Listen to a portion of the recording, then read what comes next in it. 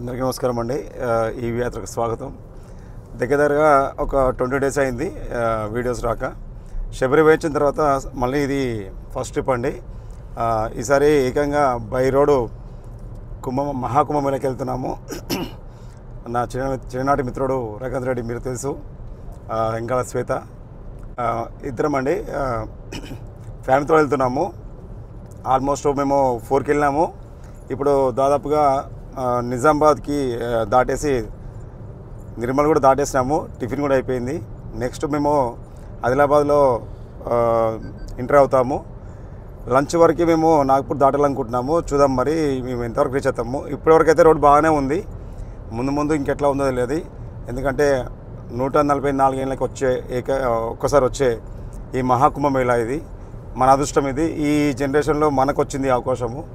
దాన్ని సద్వినియోగం చేసుకుందామని బయలుదేరినాము. కొంతమంది బస్సులో వెళ్తున్నారు, కొంతమంది ట్రైన్కు, ఫ్లైట్కి. ఫ్లైట్ అయితే కాస్ట్ చెప్పొద్దు, డబల్ ఉంది. ఒక్కొక్కసారి 25,000 30,000 కూడా చూస్తుంది వన్ వే. కాబట్టి మేము బై రోడ్ వెళ్ళినాము. ఇది సాహసమే కానీ వెళ్ళినాము.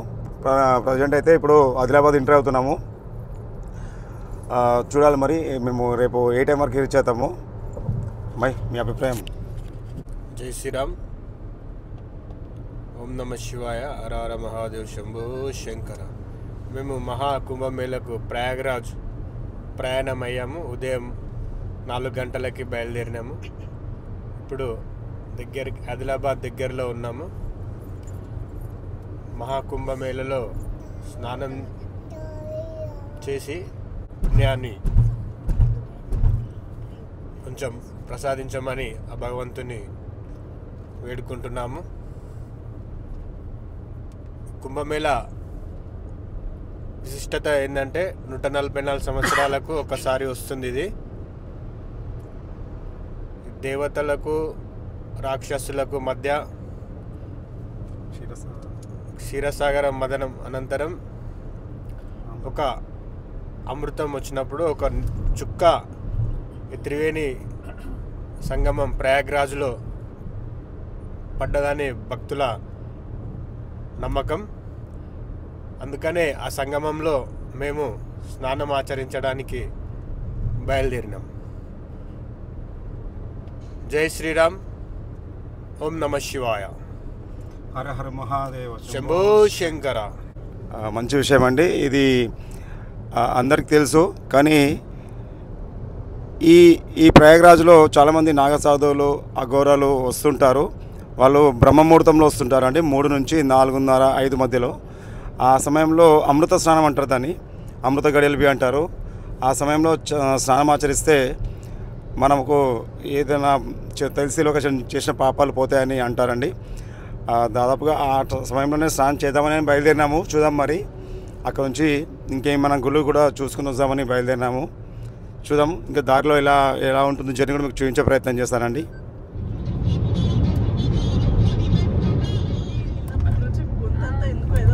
నిజామాబాద్ అండి, ఆదిలాబాద్ ఎంటర్ అవుతున్నాము. రోడ్డు చాలా అద్భుతంగా ఉంది. ఇప్పటివరకు అయితే రోడ్డు చాలా బాగుంది. ఈ జర్నీ ఇలాగనే ఇక్కడి వరకు ఉండాలని కోరుకుంటున్నాను. ఎందుకంటే కూర్చున్న వాళ్ళకి, నడిపించే వాళ్ళకి ప్రశాంతంగా ఉంటుంది. మనం చూద్దాం మరి ఎంతవరకు మనము ఈ రోడ్లోనే ప్రయాణం చేయాలి. ఇక్కడైతే ప్రశాంతంగా ఉంది. ఫస్ట్ ఫీల్ అండి, ఫస్ట్ ఫీల్ ఇది మహారాష్ట్ర ఎంటర్ అయినాము. నాగ్పూర్కి ఇంకా 150 ఉంది. లంచ్ లోపలే మేము చేరుకుంటాము నాగ్పూర్కి. చూద్దాం మరి.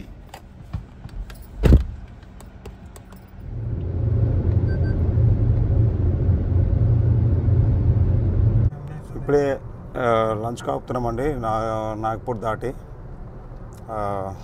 చూస్తున్నాం దాబాలో ఏవో బాగున్నాయో. కానీ ఫ్యామిలీ రెస్టారెంట్ లాగా మాత్రం కొట్టట్లేదు. అంతా మరాఠీ మాట్లాడే వాళ్ళు మాట్లాడతారు. చూద్దాం మరి ఫుడ్ ఎట్లా ఉంటుందో. లంచ్కి అయినామండి. ఇప్పుడు మేము లంచ్ చేసిన తర్వాత మళ్ళీ జర్నీ చేయాల్సి వస్తుంది.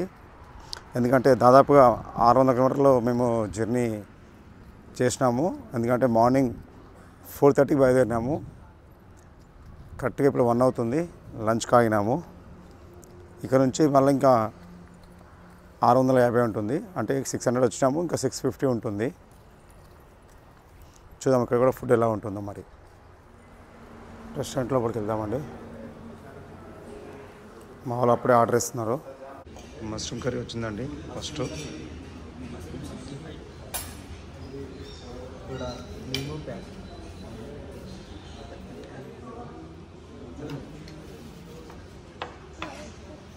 మంచిదమ్మా, ఇది పర్లేదా? కానీ కాలస్ అండి. ఇక్కడ నుంచి మా భోజనం అయిపోయింది. మా పాప చూడు మొత్తం డ్రెస్ అంతా పాడు చేసుకుంది. చిచ్చి చిచ్చి చిచ్చి నవ్వుతున్నావు. ఇంకా ఇప్పుడు డ్రెస్ మార్చాలి. ఇక్కడ నుంచి మళ్ళీ ప్రయాణం. హైవే పక్కనే.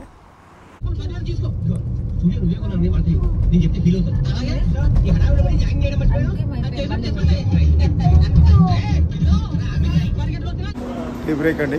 చాయ్ కోసం అయినాము. చాయ్ తాగేసి మళ్ళీ బయలుదేరుతాము.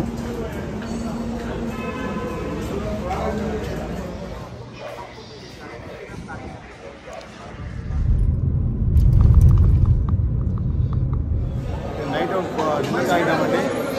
ఇక్కడ ఫుల్ జనాలు ఉన్నారు. సౌండ్ వినిపిస్తుందో తెలియదు కానీ ఇంకొక 200 ఉంది. ఇంకొక 4 hour జర్నీ. నైట్ 1 కావచ్చు. చూద్దాము ఎంతవరకు రీచ్ అవుతాము. ఇప్పుడైతే మేము 200 కిలోమీటర్ దూరంలో ఉన్నాము.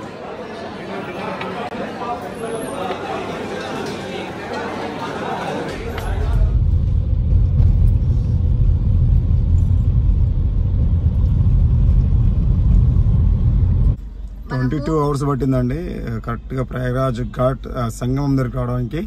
ఇప్పుడు ఎగ్జాక్ట్గా పార్కింగ్లో ఉన్నాము. టైం వచ్చి కరెక్ట్గా 2 గంటల 8 నిమిషాలు. మేము నిన్న 4 గంటల 30 నిమిషాలకు బయలుదేరినాము. 2 గంటల 8 నిమిషాలకి ప్రయాగరాజ్కు చేరుకున్నామండి. ఇప్పుడు సంగమం దగ్గరికి స్నానానికి వెళ్తున్నాము. మంచి జర్నీ జరిగింది. నాన్ స్టాప్ వచ్చేసాము. మధ్యలో బ్రేక్ తీసుకుంటూ సంగమం కూడా చూపించే ప్రయత్నం చేస్తాను మీకు.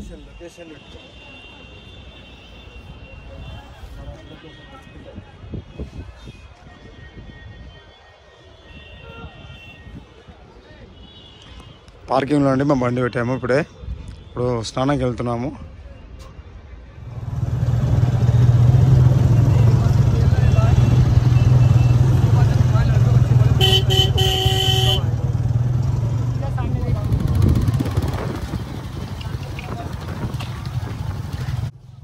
ఇది మధ్యరాత్రి 1:30 జనాలు మాత్రం ఫుల్గా ఉన్నారు. ఆ రాత్రి మాకు త్రివేణి సంగమంలో పార్కింగ్ పెట్టేసి మేము త్రివేణి సంగమం స్నానానికి అమృత స్నానానికి బయలుదేరినాము. మీరు చూస్తుంది త్రివేణి సంగమంలోని ముఖద్వారము. చాలామంది ఉన్నారండి. కొన్ని లక్షల్లో ఉన్నారు జనాలు.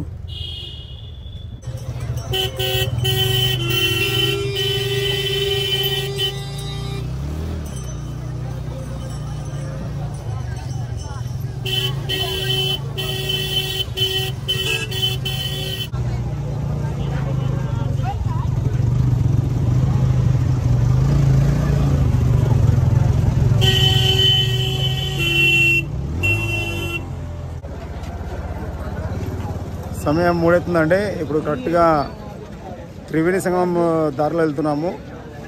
మా చిన్న పాప చలి కూడా ఉంది. అందులో స్నానం చేసి పుణ్యస్నానం చేసి మళ్ళీ మీకు అక్కడ వీడియో కూడా తీసి చూపిస్తానండి.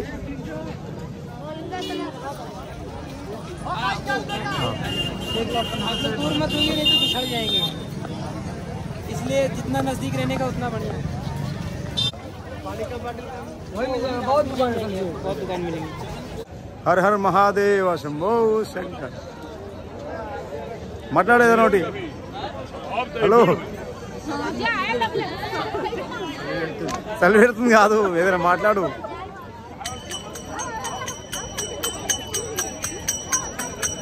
నమస్తే. ఇప్పుడే మేము ప్రయాగరాజ్ చేరుకున్నాము త్రివేణి సంగమంకి. మరి కొద్దిసేపట్లో పుణ్యస్నానం ఆచరించి మా జన్మ ధన్యమవుతుంది. 144 ఏళ్ళకి ఒకసారి వచ్చే ఈ మహాకుంభమేళకి రావడం జరిగిందండి. అద్భుతం ఇది. 22 అవర్స్లో హైదరాబాద్ నుంచి మణికొండ నుంచి 22 అవర్స్లో ప్రయాగ్రాజ్ చేరుకున్నాము. అది కూడా బ్రహ్మముహూర్తంలో స్నానానికి వచ్చినాము. ఇప్పుడు సమయం వచ్చి 3 అవుతుంది. ఇంకొక 5 నిమిషాల్లో త్రివేణి సంగమం స్నానం కూడా చేస్తాము. ఆల్రెడీ ఘాట్కి వచ్చేసినాము. ఇప్పుడు మీకు సంగమంలో స్నానం చేసి కూడా చూపిస్తాను.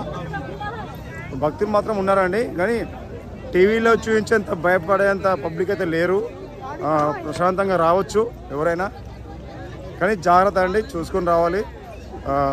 ఎంత ఓపిక ఉంటే అంత మంచిది. కారులో వచ్చేవాళ్ళు కానీ ట్రైన్లో వచ్చేవాళ్ళు, ఫ్లైట్లో అయితే పర్లేదు, 2 అవర్స్లో వచ్చేస్తారు. జాగ్రత్త అండి. ఇప్పుడు త్రివేణి సంగమం నా ముందే ఉంది, మీకు అది కూడా చూపిస్తాను. చూస్తున్నాం కదండి, లక్షల్లో జనాలు ఉన్నారు.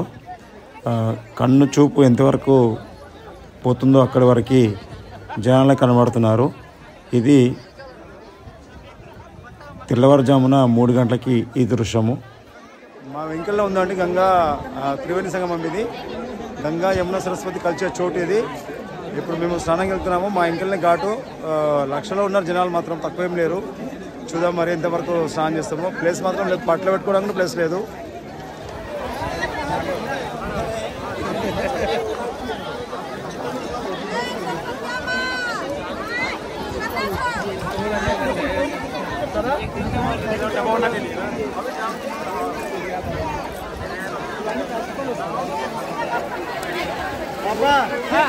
निकाल के ऊपर भेजिए।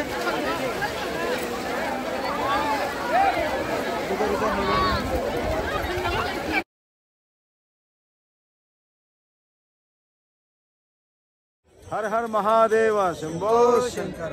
नमः पार्वती पते हर हर महादेव शंभो शंकर। విజయవంతంగా బ్రహ్మముహూర్తంలో స్నానం చేద్దామనుకున్నామండి. కరెక్ట్గా అదే టైంకి మేము 2 రీచ్ అయినాము. ఇక్కడికి కరెక్ట్గా 3:30కి మా స్నానం అయింది త్రివేణి సంగమంలో. విజయవంతంగా ఈ మహాకుంభమేళని 144 ఏళ్ళకి ఒకసారి వచ్చే ఈ మహాకుంభమేళని అందులో స్నానం చేసే అదృష్టాన్ని మేము పొందినాము. జనాలు మాత్రం ఉన్నారు, కానీ తాకిడి పెద్దగా ఏం లేదు. మరి నీ అభిప్రాయం, నీ అనుభవం?